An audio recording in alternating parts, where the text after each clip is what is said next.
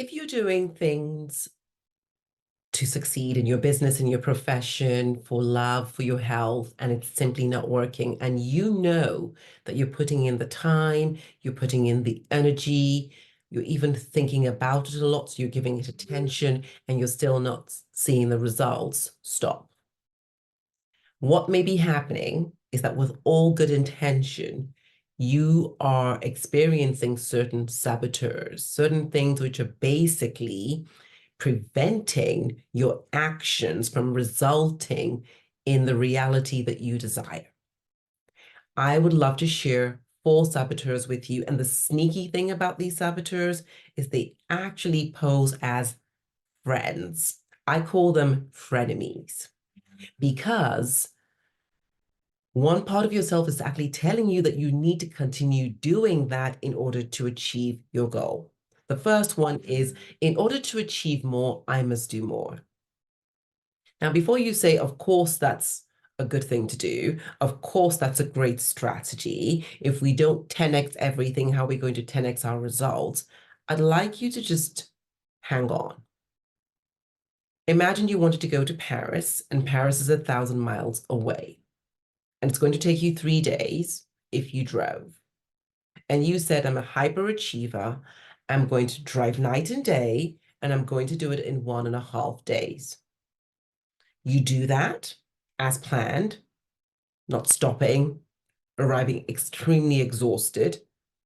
And lo and behold, instead of arriving in Paris, you arrive in some forsaken town in the middle of nowhere.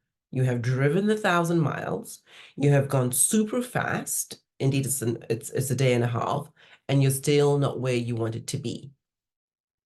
What happened?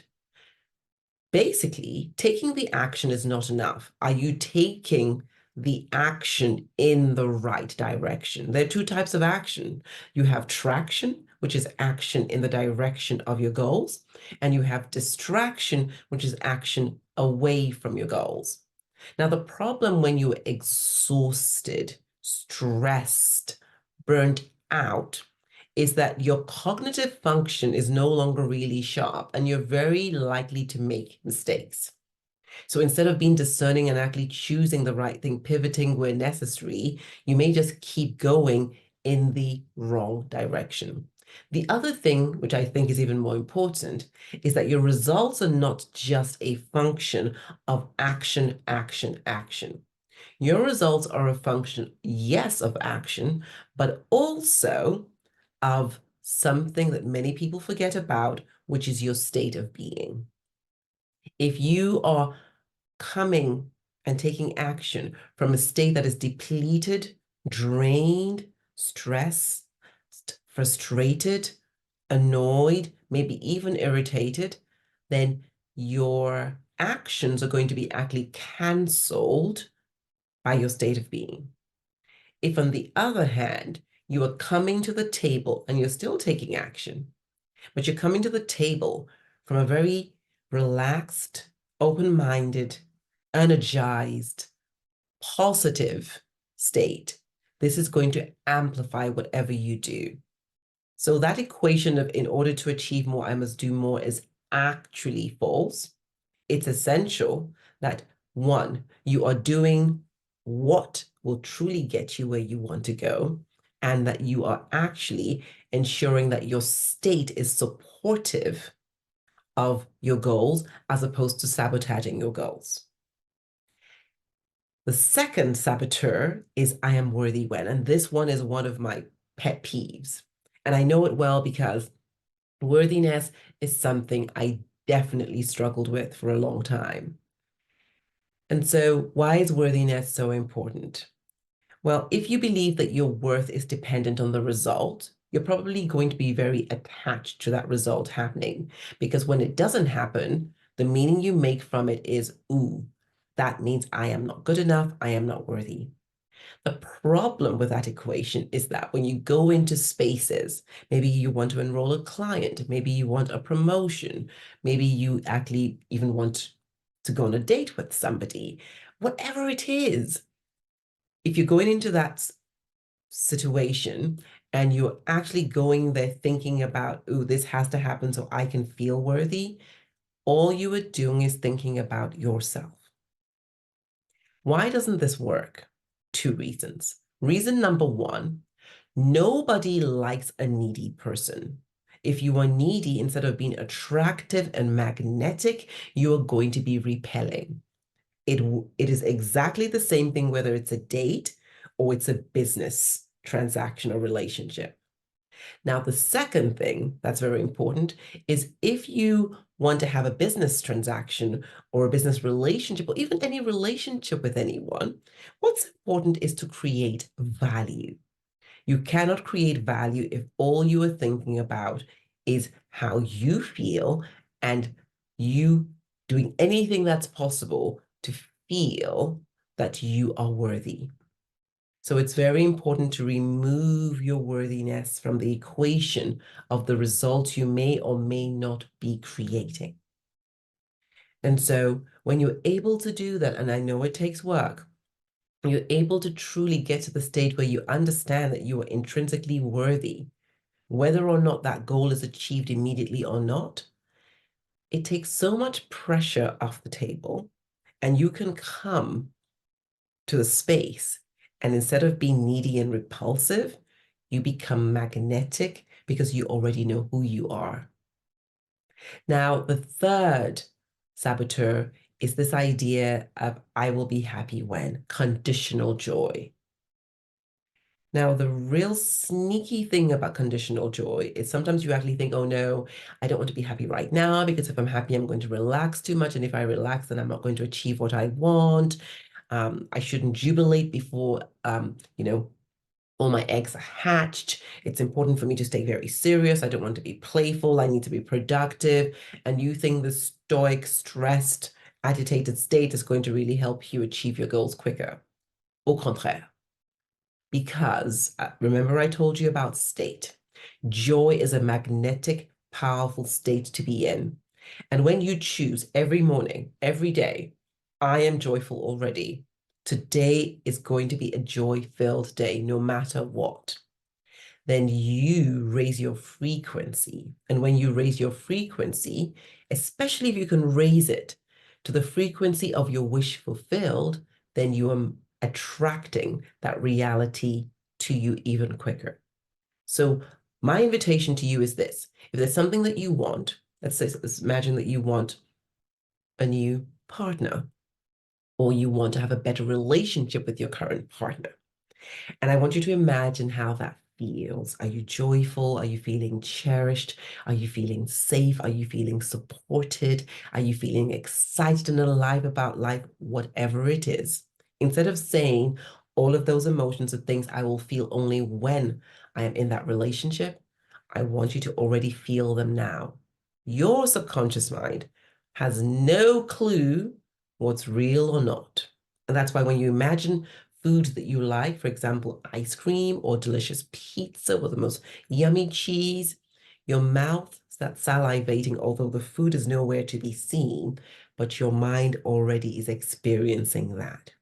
So instead of saying, I will be happy when, I will be happy now. Imagine the scene so that you can actually feel the joy, so that you become a joy generator and a joy magnet instead of somebody who experiences joy at those brief moments of elation when you've achieved something and quickly sweeps it under the carpet so you're on to the next task, as many high achievers are. Now, the fourth and last saboteur I'm going to be sharing with you today is this need to be perfect.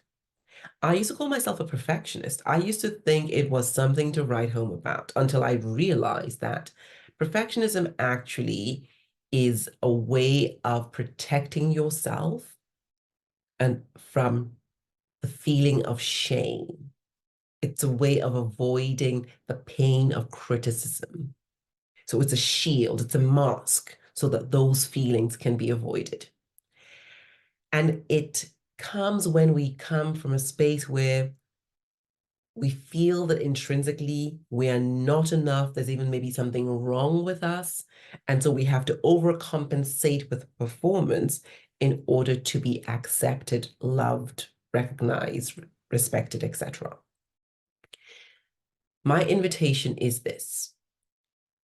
If you suffer from perfectionism, then what you're doing, I'm going to just say, one, you're procrastinating because everything needs to be perfect before it's shown to the world. Two, the many ideas that you have that you sweep under the carpet and you just don't even share because you're so worried that people will call you a fool or worse. Three, instead of quickly putting things into place, failing forwards, getting feedback, and coming back again stronger, you basically are so petrified by the idea of failure that you stay stuck in analysis paralysis. Being a perfectionist is nothing to do with striving for excellence. When we're in perfectionism mode, it's all about fear and avoidance of pain. When we're striving for excellence, there is this desire, one, to do something to the best of our ability, and two, to truly make an impact. So if you are under or suffering from the perfectionism saboteur, then it's definitely going to affect your ability to create the impact that you came to bring to this world.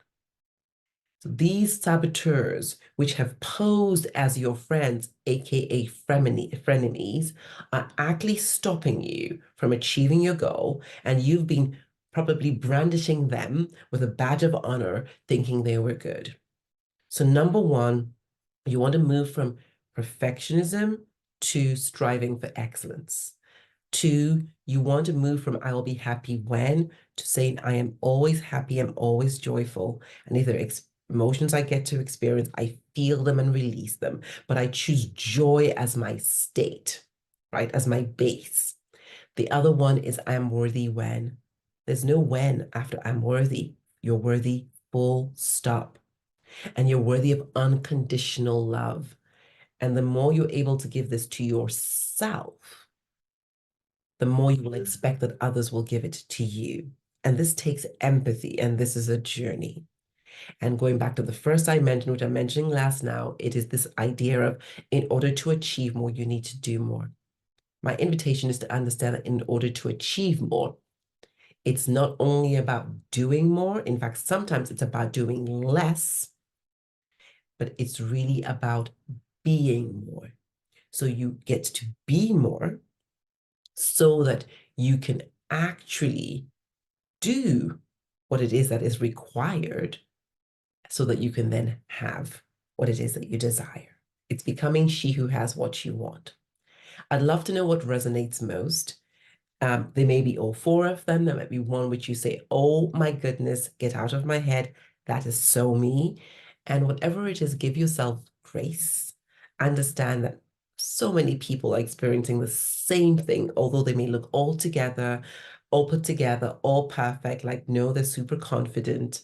It's not true. And just choose what is it that I'd love to shift into? Am I ready? Am I willing to move from saboteur to my sage? Am I willing to move from ego driven to essence inspired? And again, that is your choice entirely. I'd love to hear your comments. And if this has been useful to you, if you've been inspired by anything I said today, I'd love you to subscribe to my channel, number one. And I'd love you to share this video with a friend or friends that you know it will benefit. Love and light.